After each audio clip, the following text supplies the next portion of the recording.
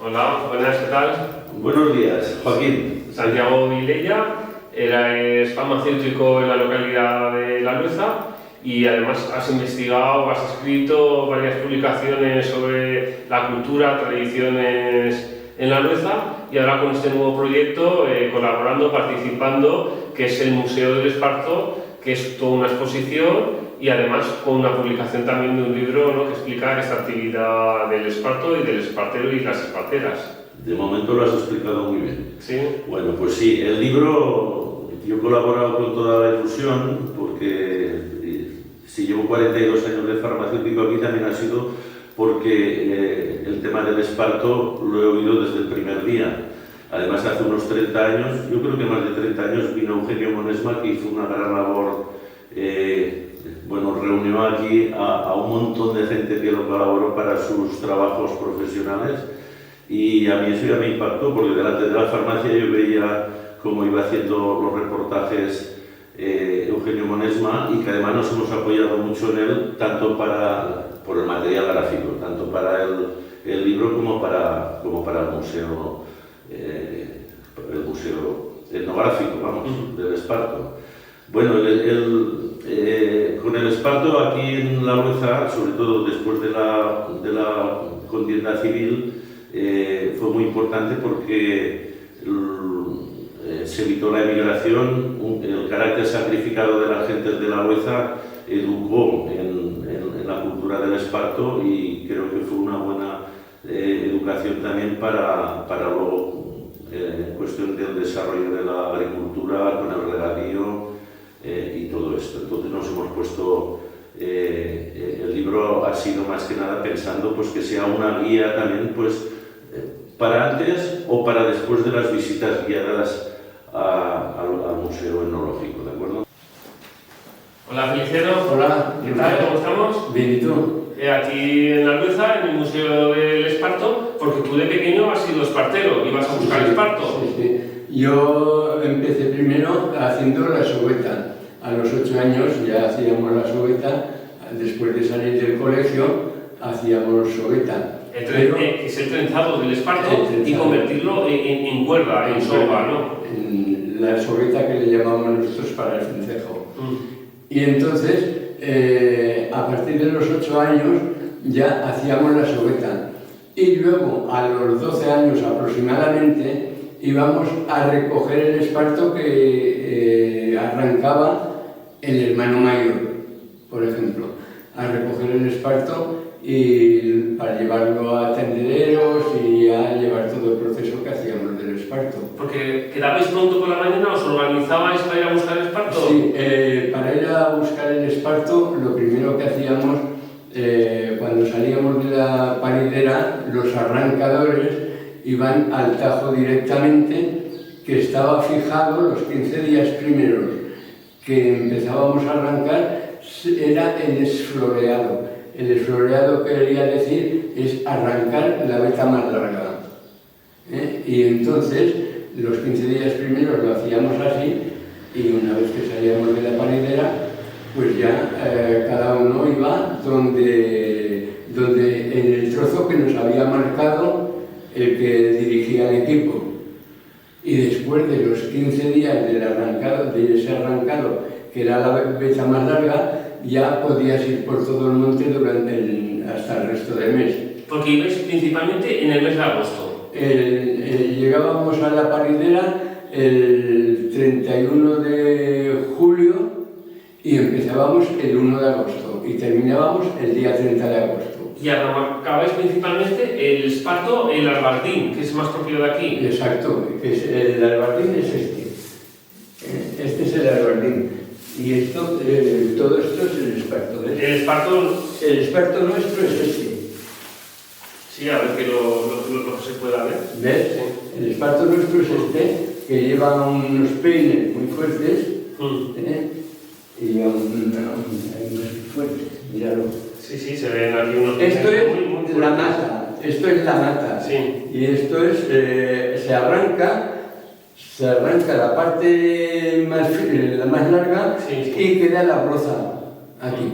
Que eso lo teníais que limpiar después. No, eso ya se quedaba para siempre. ¿Sí? Nosotros arrancábamos la primera vez el más largo y luego después ya hasta que terminabas el mes ibas arrancando el resto que ibas. Lo arrancabais a tirón. A tirón. Esto se hacía así. Sí, igual no se ve en la cámara, pero más o menos. Sí, ves, hace así. Y tira. Y tirabas. Y se arranca a tirón, sí. Y cuando ya no te cabe nada más en la mano, eso es una manada. Lo dejabas en un sitio donde lo recogía ya el que iba con el ayudante del que arrancaba, ya lo recogía para atarlo y para llevarlo a los tendederos. Lo dejabais en el carro y después lo traíais a los El carro, tendederos. la burra. ¿En los tendederos se terminaba de secar? Allí el tendedero es, una vez que estaba arrancado, nosotros, había unos que lo llevaban hacia el pueblo, por ejemplo nosotros lo llevamos hacia Capesaso, que vivíamos allí, y el resto pues igual lo tendían en el mismo monte y estaba como unos 20 días aproximadamente, como unos 20 días tendido y se quedaba ya para poder mallarlo y todo, para poder llevarlo ya a los almacenes. Que tengo entendido de que hubo una persona que desarrolló la técnica de amallarlo con la rueda del carro, haciendo pasar el carro por encima. Luego, si quieres, te lo enseño cómo se hacía el mallado del carro. Perfecto, lo hacemos, pasamos. Lo hacemos, ¿ves? Cuando ya se ponía para mallar, entonces se cogía el carro. Un poco más hacia arriba, sí, más o menos si lo fuera al suelo, no. Bien, pues entonces esto se ponía así. Pasaba la mula por el centro y las ruedas del carro pisaban por las partes más anchas. Y entonces cuando daba unas 20 vueltas el carro, entonces lo separabas 5 centímetros aproximadamente, que era lo que tenían las ruedas del carro. Entonces venía así cada 5 centímetros hasta que al cabo de dar vueltas, pues todo el día terminaba de mallar, se quedaba más o menos mallado porque después había que terminar de mallarlo con el mallo. Ahora vamos a ver el mallo. Bueno, se cogía un manojo, le llamábamos un manojo, y se ponía encima de algo duro. Aquí llevábamos unas piedras un poco especiales y entonces empezábamos a mallar. Al terminar de mallar, lo que no hacía el carro, pues teníamos que terminar nosotros. Eso es el mallado ya al final. Esto ya quedaba listo para hacer la sogueta. Hola Rosa, Hola, ¿qué tal? ¿Estamos bien? Muy bien. ¿Me vas a explicar, una vez que ya estaba el esparto ya preparado para hacer la sogueta, qué es lo que exactamente hacíais? Porque era una actividad que principalmente ya hasta la hacíais las mujeres e incluso los niños y las niñas. Todas las personas, igual los abuelos, que los padres, que los hijos, lo hacíamos. Esto le llamábamos un manojo de esparto, después de haberlo mallado. Nos lo poníamos así, Entre las piernas. entre las piernas. No sé si se verá en la cámara. A ver, ¿se ve? Sí, ahora se está viendo. A ver, sí, te lo ponías entre las piernas. ¿Ves? Nos lo poníamos aquí, después de haberlo mojado un poco para suavizarlo. Y hacíamos esto así. Hacíamos así. Hacíamos la sogueta.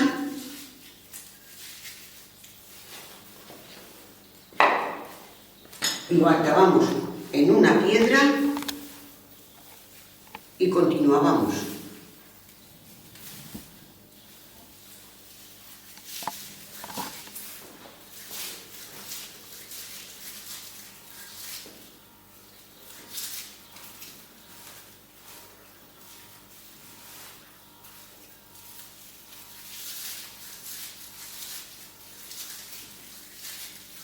íbamos siguiendo y cuando queríamos dar la vuelta, dábamos en una piedra, poníamos la sogueta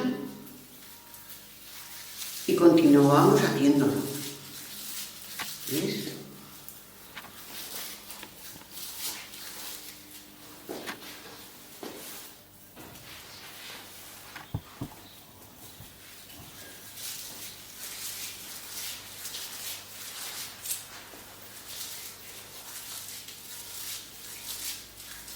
Cuando lo hacíamos por la calle, seguíamos toda la calle.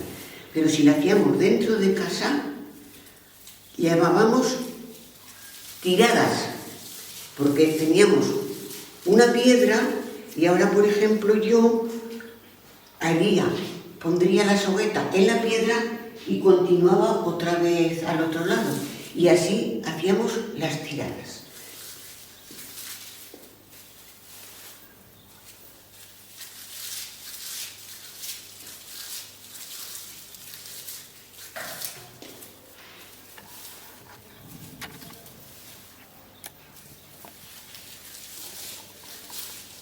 Y a veces se nos agujereaban las manos y nos poníamos unas cosas para que no nos saliera sangre de las manos.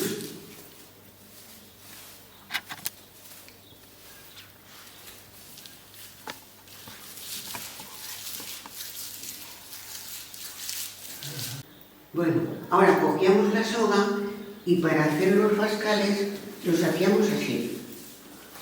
Hacíamos 15 vueltas, que era medio fascal.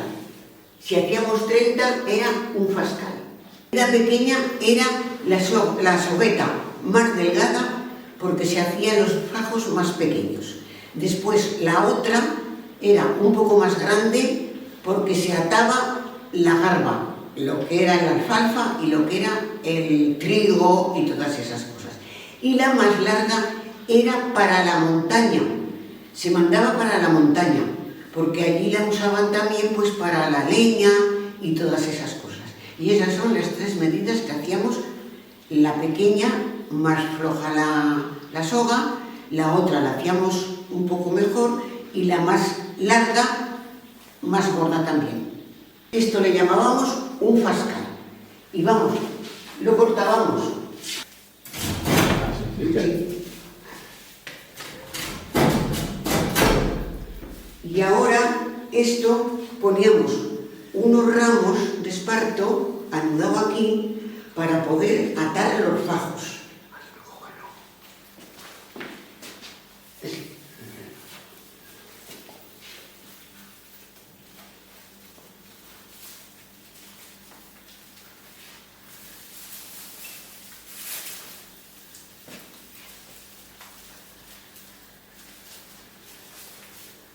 Y esto le llamábamos el frencejo. Esto es un frencejo. Y ahora poníamos así.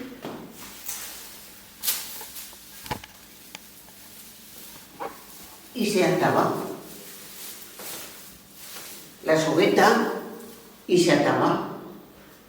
Este museo que habéis hecho, recuperáis todo este trabajo tradicional, toda esta actividad, con orgullo, con nostalgia, con cariño, algo que fue duro, ¿no?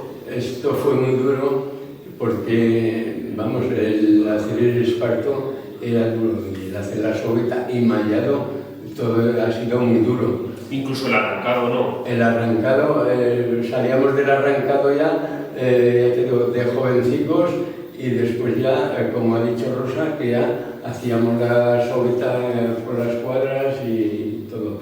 Y luego después ya, una vez que ya lo teníamos hecho, teníamos que llevar los fascales, como ha dicho, que se llevaban a las tiendas y esto, pero normalmente lo vendíamos el día un día del mes de julio, lo llevábamos el día de la Ascensión. El día de la Ascensión lo llevábamos a Monzón y allí nos ponían el precio. En Monzón se ponía un precio ya para todo en general.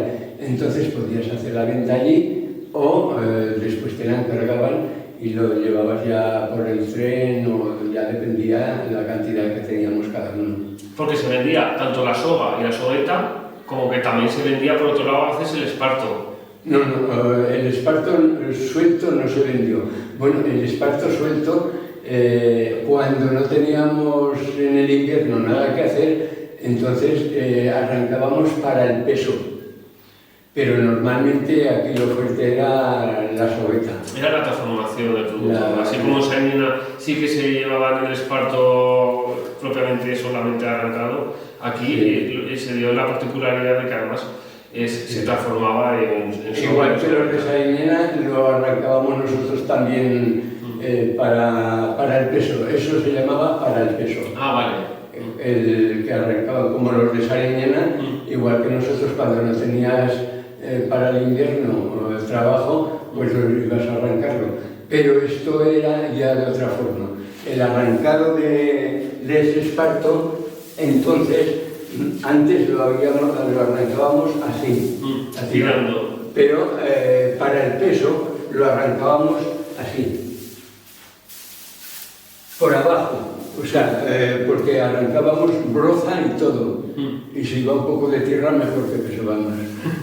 Y entonces, el esparto para el peso, que en Salinina arrancaron, pero mucho antes, ya cuando hacíamos los vencejos aquí, ya prácticamente no arrancaban.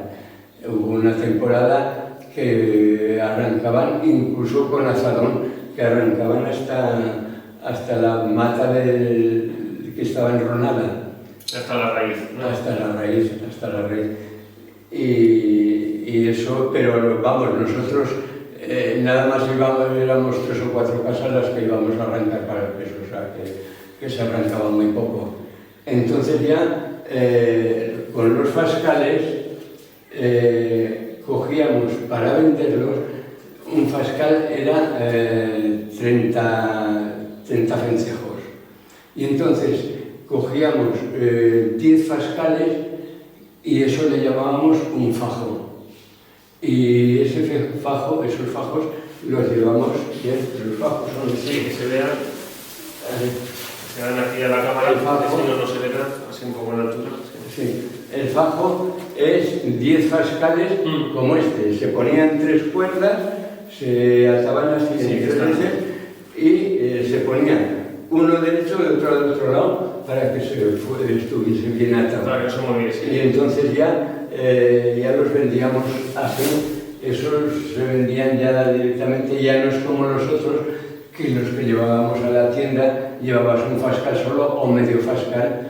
El medio fascal era 15 vueltas y el fascal entero 30. Todo eso funcionaba así. Y ya había vendedores también que te lo compraban y lo iban a vender por los pueblos, pero eso mucho para ampliar en la siega, para atar. Sí, bueno, los vencejos, los más cortos, como ha dicho Rosa, esos se ataba el alfalfa. Y el alfalfa, que era lo que más pesaba. Luego, la siguiente era para la mies. Para las mies de la cebada y de la siega. La más larga era para la montaña. Es lo que había dicho Rosa también, que eso lleva a la montaña.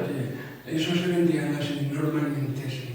Vale, pues con esta memoria colectiva y con todo, pues gracias por acercarnos y invitamos a toda la gente que quiera venir al museo a conocer la historia del esparto, del espartero y de un gran espartero, ¿no? Sí, yo ya te digo, yo fui de los que estuvo constantemente desde los 8 años que empezamos a hacer la sogueta, bueno, hasta casi que fui a la 1000, o sea, hasta el año 50 y algo, que era cuando vino colonización ya... Ya cuando empezó a haber otros tipos de trabajo en los pueblos de colonización y ya pues el El esparto, el trabajo del esparto. lo arrancaron todo prácticamente, las máquinas. Y esa actividad, ese oficio, ese trabajo desapareció. Sí. Muchísimas gracias, Feliciano. Un placer. Igualmente.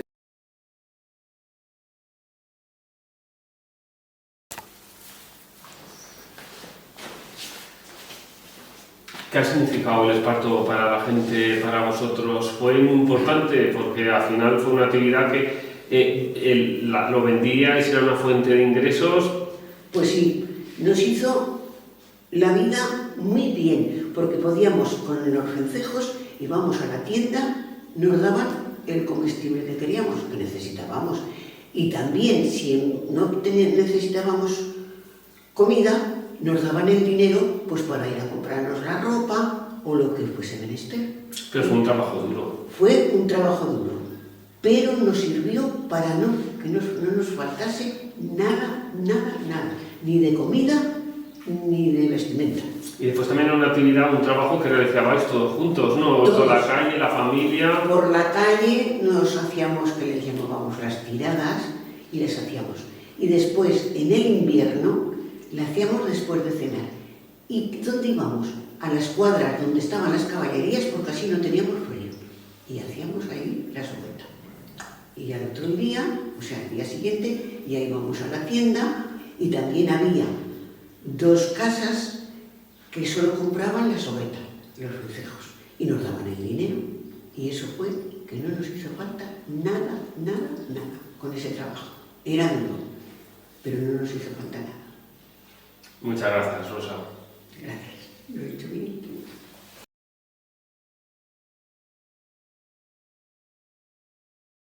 Es un reconocimiento a esta actividad, es una puesta en valor, también mirando al futuro, y en ese sentido pues también ha sido reconocido por el Ministerio de Cultura este oficio de espartero como patrimonio cultural inmaterial, pero también se está avanzando en que en un futuro la misma UNESCO pueda reconocer como patrimonio inmaterial esta actividad. Exactamente, es el paso siguiente, porque además recuerdo que el Ministerio de Cultura en el año 19 lo hizo a la par que el toque manual de campanas. El reconocimiento del Ministerio de Cultura como manifestación cultural inmaterial. Entonces, el siguiente paso era que lo reconociera la UNESCO, y con el toque manual de campanas yo lo he hecho. Entonces, ahora además estamos en contacto con un espartero a nivel internacional, que es Pascal Thierry, que es el encargado yo creo que dijo que presentaría la documentación en el primer trimestre de este año, con que esperemos que pronto la UNESCO también nos reconozca como Patrimonio Cultural Inmaterial de la Humanidad. Pues esperamos que sea pronto ese reconocimiento y que bueno, pues este museo, pues, a que invitamos a toda la gente que se pueda acercar, pues vaya evolucionando, porque también es un poco de ir recogiendo materiales y darle más vida y desarrollo de lo que se ha conocido.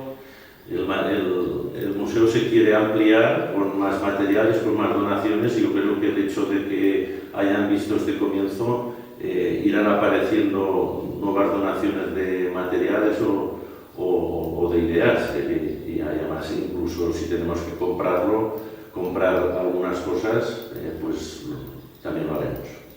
Vale, muchas gracias, Santiago. Gracias, Joaquín, igualmente.